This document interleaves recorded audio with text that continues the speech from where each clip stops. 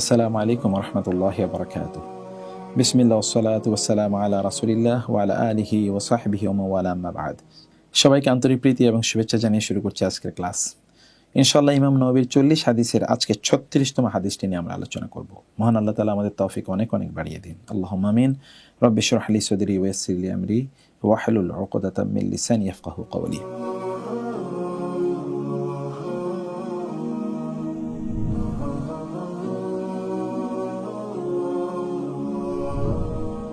আল হাদিস আস-সাদিস ওয়াস-সালাসুন।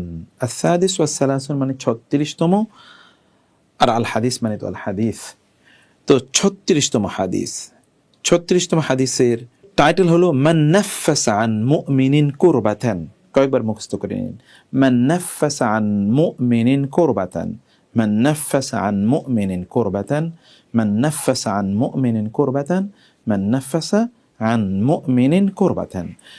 মান মানে যে, নাফাসা দূর করে, আন মুমিনিন কোন মোমেন থেকে, কুরবাতান কোন বিপদ, যে কোনো মোমেনের বিপদ দূর করে। তার কি হবে? আপনি কোনো একটা মোমেনের যে কোনো একটা বিপদ দেখলেন, তার অর্থনৈতিক বিপদ হতে পারে, তার শারীরিক বিপদ হতে পারে, তার জ্ঞানগত কোনো বিপদ হতে পারে, অথবা তার কোনো সাহায্য প্রয়োজন হতে পারে। ইত্যকার যাই হোক না কেন, আপনি বিপদটা দূর করলেন। এই বিপদ দূর করার কারণে আপনার কি হতে পারে, সেটি মূলত হাদিসের মূল বক্তব্য।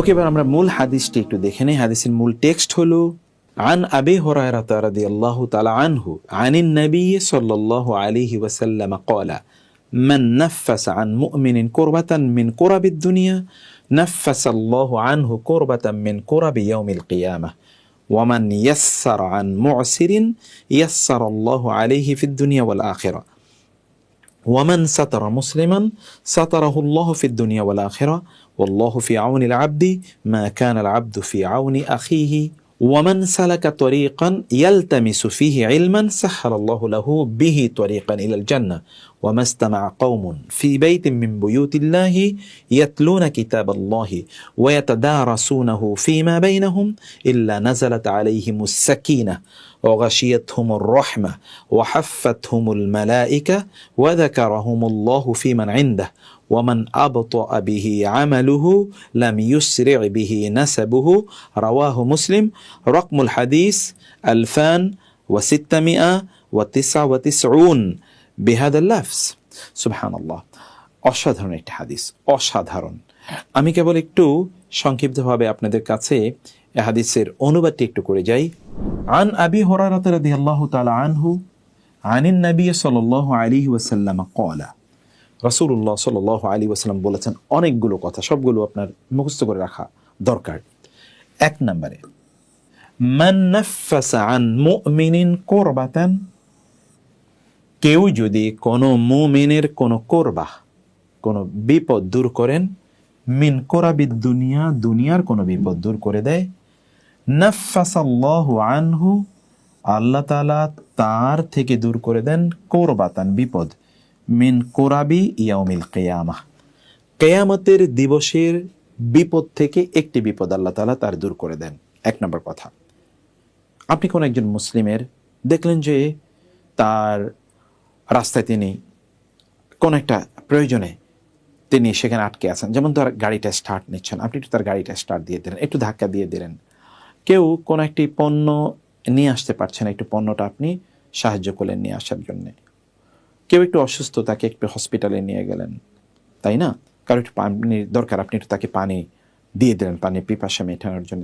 হাজার ধরনের মানুষের একটা বিপদ দূর করার বিষয় থাকে না? আপনি দূর করে দিলে আল্লাহ তাআলা কিয়ামতের দিন আপনার একটি বিপদ দূর করে দেবেন। আপনি 10টা বিপদ দূর করেন, কিয়ামতের দিন 10টি বিপদ আল্লাহ তাআলা দূর করে দেবেন। দেখুন কথাটি কি, রাসূলুল্লাহ সাল্লাল্লাহু আলাইহি ওয়াসাল্লাম তিনি বলছেন, আর কেউ না। আর তিনি যখন বলেন তখন তিনি আল্লাহর পক্ষ থেকে বলেন। এবং 2 নম্বর কি, রাসূলুল্লাহ সাল্লাল্লাহু আলাইহি ওয়াসাল্লাম 2 নম্বর বলেন, ওয়ামান ইয়াসসারা আলা মুআসিরিন, কেউ যদি কোনো বিপদগ্রস্ত ব্যক্তির, মানে কেউ একটা কঠিন অবস্থায় আছে, এরকম অবস্থায় পড়া কোনো ব্যক্তির জন্য সহজ করে দেন, তাহলে কি হবে? ইয়াসসারাল্লাহু আলাইহি, আল্লাহ তাআলা তার জন্য সহজ করে দেবেন, ফিদ দুনিয়া ওয়াল আখিরা, দুনিয়া এবং আখিরাতে। কোন একজন ব্যক্তির মানে বিপদগ্রস্ত কোনো একজন ব্যক্তির জন্য সহজ করে দিলেন।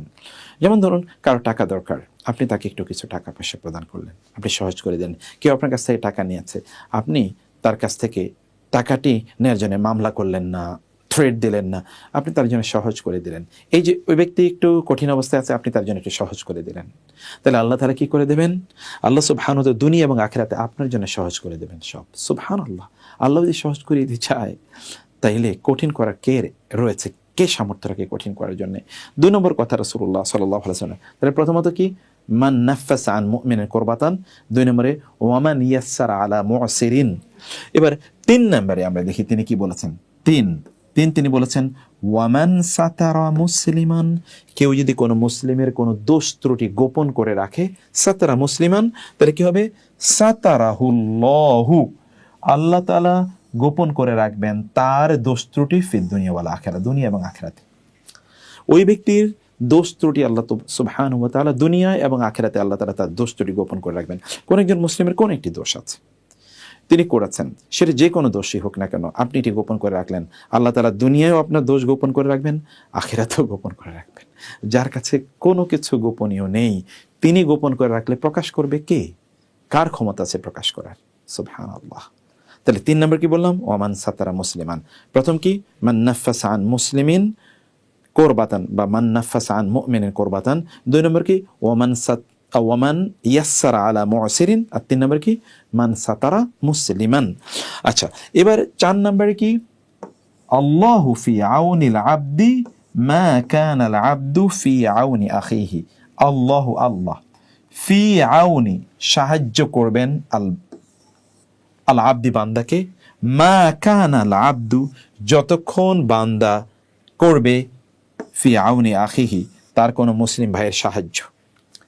আপনি যদি কোনো মুসলিম ভাইয়ের কোনো সাহায্য করেন তাহলে আল্লাহ তাআলা আপনাকে সাহায্য করবেন। আচ্ছা, আল্লাহ তাআলা এর সাহায্য আর আপনার সাহায্যের মধ্যে পার্থক্যটা কেমন? যতটুকু পার্থক্য আপনার মাঝে আর আপনার রবের মাঝে, এতটুকু। আপনি কাউকে একটু সাহায্য করেন, আল্লাহ তাআলা আপনাকে সাহায্য করবেন। আর আল্লাহ সুবহানাহু ওয়া তাআলার সাহায্যের ভলিউম আর আপনার সাহায্যের ভলিউম কি একরকম? কখনো কি একরকম হয় না। এই জন্যে মানুষকে সাহায্য করা, আল্লাহর সৃষ্টিকে সাহায্য করা, আল্লাহর বান্দাদেরকে সাহায্য করা, এটা কিন্তু আল্লাহ তাআলাকে সাহায্য করা অথবা আল্লাহর সাহায্য, এটাকে অ্যাট্রাক্ট করার, আল্লাহর সাহায্যকে অ্যাচিভ করার একটা নামান্তর। এটা তাহলে চতুর্থ বক্তব্য। তাহলে 1 নম্বর বক্তব্য আমরা কি দেখলাম? মান নাফাসা আন মুমিনিন। 2 নম্বর কি, মান ইয়াসসারা আলা মুসিরিন। 3 নম্বরে মান সাতারা মুসলিমান। আর 4 নম্বরে আমরা কি দেখলাম? ওয়াল্লাহু ফি আউনিল আবদি। 4টে বিষয়।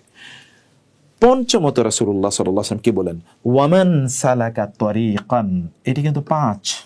ওয়া আর মান, যে সালাকা চলে, তরিকান এমন কোন পথে, ইয়ালতামিসু সে খোঁজ করে, ফিহি সেই পথে, ইলমান কোন জ্ঞান, সাহালা সহজ করে দেন, আল্লাহু আল্লাহ, লাহু তার জন্য, বিহি এই কারণে, তরিকান ইলাল জান্নাত জান্নাতের দিকে একটা পথ আল্লাহ তাআলা তার জন্য সহজ করে দেন, জান্নাতের পথ আল্লাহ সহজ করে দেন। ইস্যুটা দেখেন, আপনি জ্ঞান অর্জনের জন্য কোনো পথে চলছেন, এই কারণে আল্লাহ তাআলা জান্নাতে যাওয়ার পথটা আপনার জন্য সহজ করে দেবেন। সুবহানাল্লাহ। মানে জ্ঞান অর্জনের পথ মূলত এটা জান্নাতের পথ।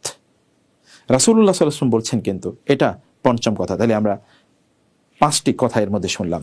এবার ষষ্ঠ, রাসূলুল্লাহ সাল্লাল্লাহু আলাইহি ওয়াসাল্লাম কি বললেন? ষষ্ঠ, ওয়ামাজতামাআ কওমুন ফি বাইতিন মিন বুয়ুতিল্লাহ। মাজতামাআ, যখনই একত্রিত হয়, কওমন বা একত্রিত হয় কোনো জাতি, কোন একটা সম্প্রদায়, কোন একটা গোষ্ঠী, কোন একটা দলের লোক, কোন একটা দল, মানে কোনো কয়েকজন লোক, ফি বাইতিন মিন বুয়ুতিল্লাহি, যে কোনো আল্লাহর ঘরে, আল্লাহর ঘর মানে কি? মসজিদ, আল্লাহর যে কোনো ঘরে একত্রিত হলো, কি কারণে?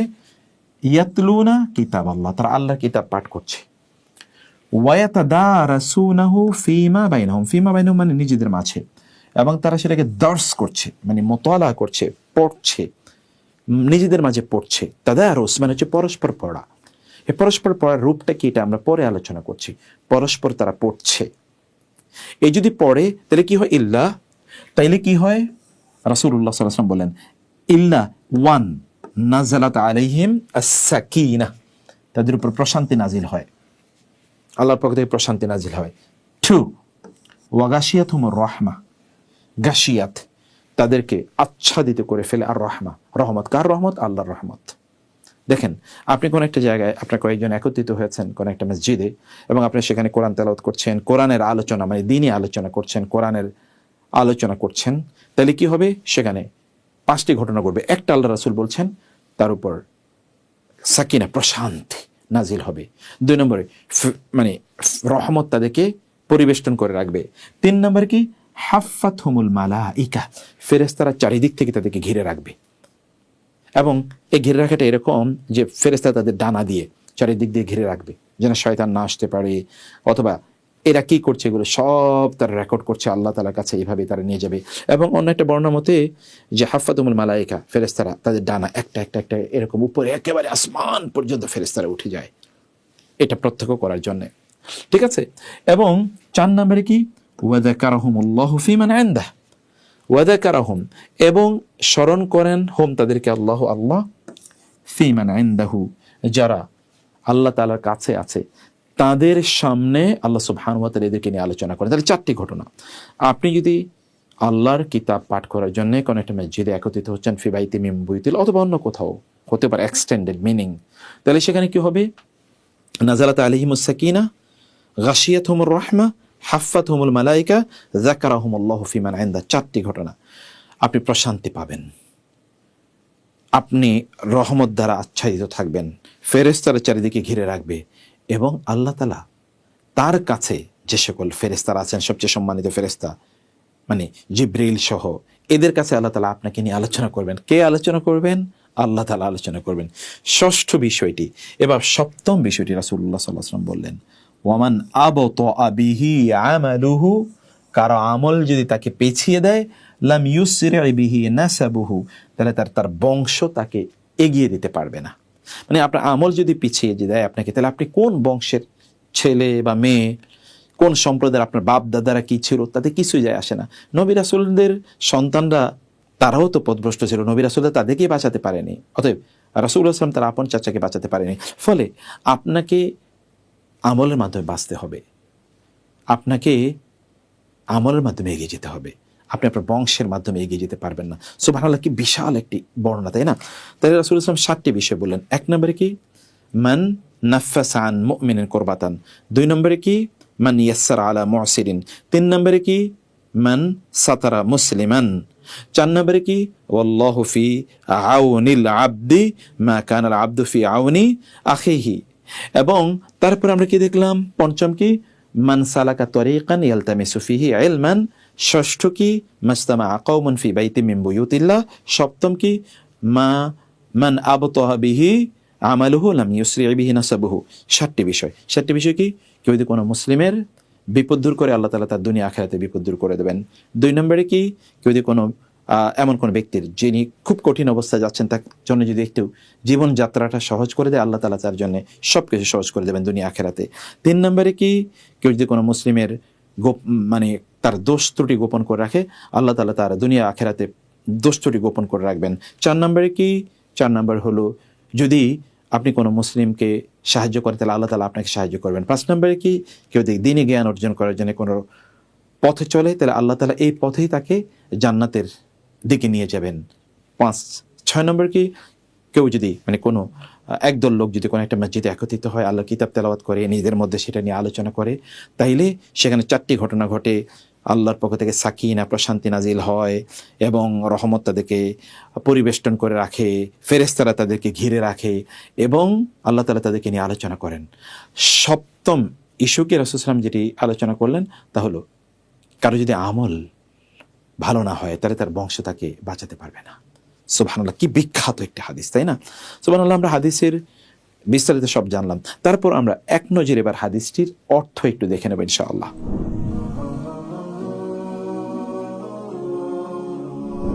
আবু হুরায়রা রাদিয়াল্লাহু তাআলা আনহু হতে বর্ণিত হয়েছে, নবী সাল্লাল্লাহু আলাইহি ওয়াসাল্লাম বলেছেন, যে ব্যক্তি দুনিয়াতে কোনো মুমিনের দুঃখ দূর করে দেয়, আল্লাহ তাআলা কিয়ামতের দিন তার দুঃখ দূর করে দেবেন। যে ব্যক্তি কোনো বিপদগ্রস্ত ব্যক্তির বিপদ দূর করে দেয়, আল্লাহ তাআলা দুনিয়া এবং আখিরাতে তার বিপদ দূর করে দেবেন। যে ব্যক্তি কোনো মুসলিমের দোষ ত্রুটি গোপন রাখে, আল্লাহ দুনিয়া এবং আখিরাতে তার দোষ ত্রুটি গোপন করে রাখবেন। যে বান্দা আপন ভাইকে সাহায্য করবে, আল্লাহ সে বান্দাকে সাহায্য করবেন। যে ব্যক্তি জ্ঞান লাভের জন্য কোনো রাস্তা গ্রহণ করে, তার ওয়াসিলায় আল্লাহ তাআলা তার জন্য জান্নাতের রাস্তা সহজ করে দেবেন। যেসব লোক আল্লাহর ঘরসমূহের মধ্যে কোনো ঘরে অর্থাৎ মসজিদে সমবেত হয়, কোরআন পড়ে সকলে মিলে তার শিক্ষা নেয় এবং দেয়, তাদের উপর অবশ্যই প্রশান্তি অবতীর্ণ হয়, রহমত তাদের ঢেকে নেয়, ফেরেশতারা তাদের ঘিরে থাকে, আর আল্লাহ তাআলা তাদের কথা এমন সকলের মধ্যে উল্লেখ করেন যারা তার কাছে উপস্থিত। যে ব্যক্তি তার আমলের কারণে পিছিয়ে পড়বে, তার বংশ পরিচয় তাকে এগিয়ে নিয়ে যেতে পারবে না। সুবহানাল্লাহ। এই হাদিসটি আমরা দেখেছি যে ইমাম মুসলিম রাহিমাহুল্লাহ তিনি হাদিসটি উল্লেখ করেছেন, এবং এই হাদিসে অনেকগুলো গুরুত্বপূর্ণ শব্দ রয়েছে। আমরা সে শব্দগুলো এখন একটু দেখে নেব ইনশাআল্লাহ।